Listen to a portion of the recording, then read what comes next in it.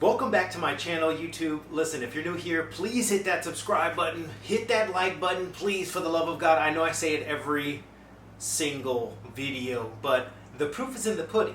Because I look at the analytics and I see a lot of y'all watching this video, but you ain't liking it, okay? So anyway, if you're one of my OG subscribers, I appreciate you. The channel's only going to get better from here.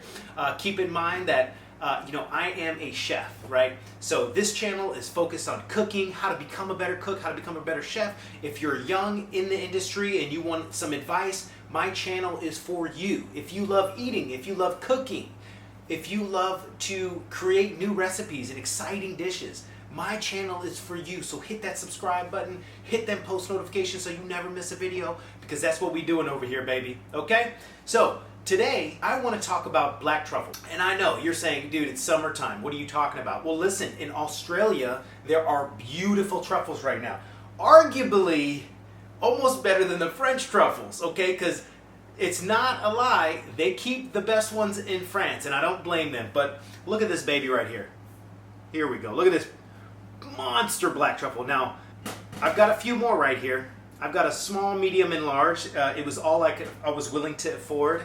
I spent a lot of money on these truffles, a lot of my own money, but it's because I wanted to create this video, and I'm not monetized yet, so it's very important. Give this video some likes. This is probably going to be my most expensive video on the channel.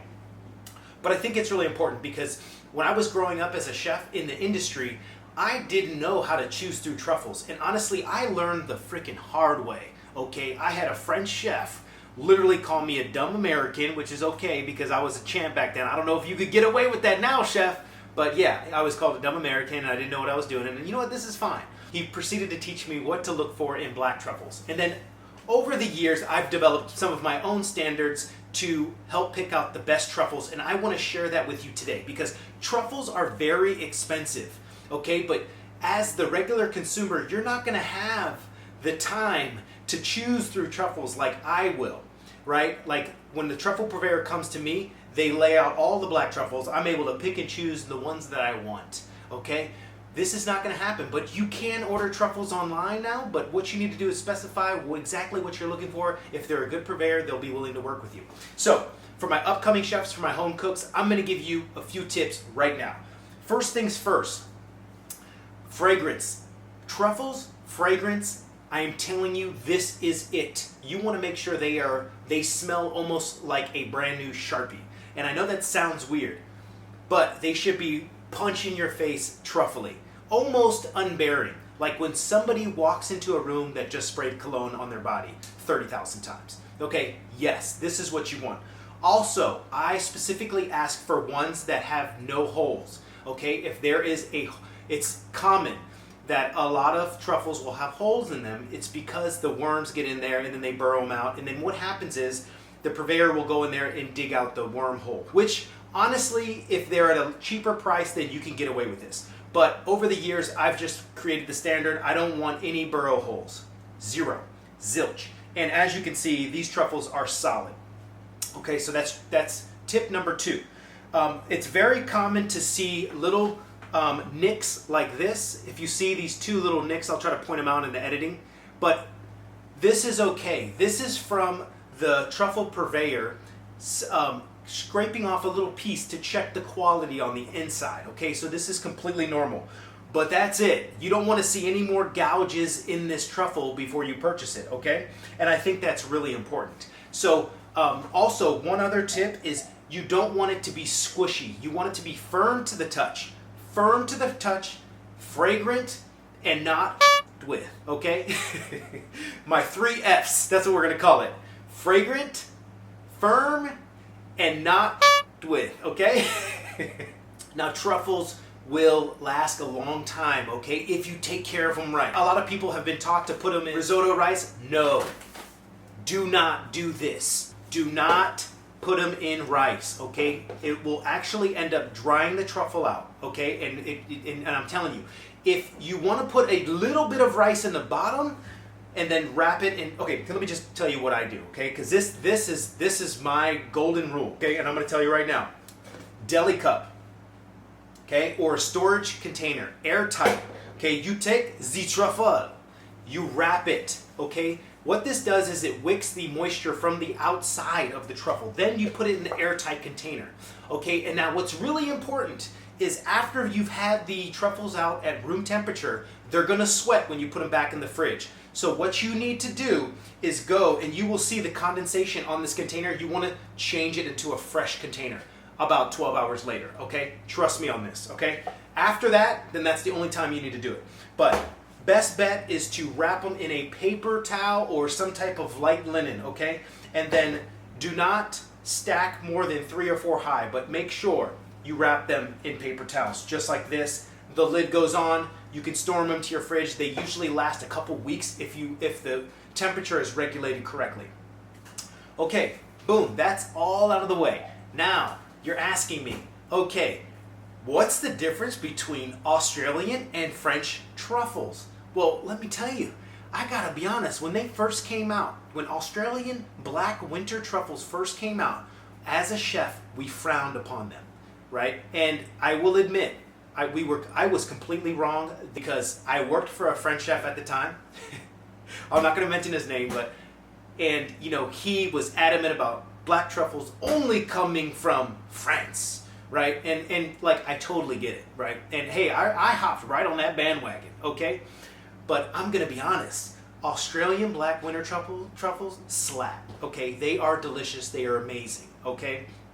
And I'll be honest with you, I am going to say that sometimes we get better quality truffle for the price from Australia than I do from France. And this is just because when truffles come I'm just gonna say when truffles come from Europe, they usually go to New York first. And then New York gets the best. Now this is an inside trick. New York gets the best. They get the creme de la creme, and then everything else goes to LA, Miami, Las Vegas, you name it. This is just my experience. I'm not gonna tell you my vendors, but this was just my experience, and it's common. Now, nowadays it might be a little different. There might be some truffle companies that get it straight to San Francisco or straight to LA. I know the Truffle Brothers do, and I know a truffle purveyor out here in San Francisco that does. But that is just my experience. And so here's the thing between different sizes of truffles, okay? So as a chef, what I would do in the restaurant is I would buy a few different sizes. And my favorite of all time sizes to buy would be a little bit bigger than a golf ball for shaving, okay? Now this is the size of truffle that I use primarily for shaving, okay? I appreciate this size because you get even consistent slices. The cook is not trimming it down and cutting it so it fits on the truffle slicer, okay? And I'm gonna explain why. All you're gonna do with this is clean it ever so gently with a brush, okay? And listen, I'm gonna be honest, some chefs are against this. I am not. What I like to do is dunk them in water and get the sand off for the initial scrub before service. When I receive them, I keep them clean. I keep them dirty. When I receive them, I just wrap them up, put them away. Once you add water to this, that like you have a shorter shelf life, okay, whether you like it or not. But here's the thing: if a guest gets sand or dirt in their pasta or risotto or pizza, it's over. You ruined the experience. So it's worth it for me to tell a young cook or a young culinarian that is not experienced as a sous chef or a chef to do the dunk in water and scrape it with a toothbrush or a fine brush, right? And this is very important. Okay, next you got the XLs, right? So you're like, what do I do with these? Honestly, the XL truffle, I use this one for presentation. So in the restaurant, we will have a setup on a plate and we will have a cloche. And then what I do is I put the smaller ones beside it, and then table side we would shave to order, right? We do a little bit we have the smaller one in the kitchen, right, on the station to shave in the risotto or whatever, and then you have the bigger one for presentation. And ultimately, what I'm doing is I'm getting one big one because these ones are primarily more expensive and these are the most sought after. But in all honesty, they're just not realistic for me. Now, that's my personal preference. A lot of chefs like to show how big their balls are, so they like to get the biggest truffles possible. But what ends up happening is that this big-ass truffle doesn't fit on the truffle slicer. You know, so what ends up happening is you have to hit it this way. And then when you hit it long ways, this is the worst case scenario, because what happens is when the guest goes to eat it, they're trying to, trying to get in this big truffle in their mouth, and it just doesn't, it's not really like uniform. Now this could be my OCD, but as a chef, I go for the golf ball size for shaving on table side and also for the kitchen, okay? And I think that's important.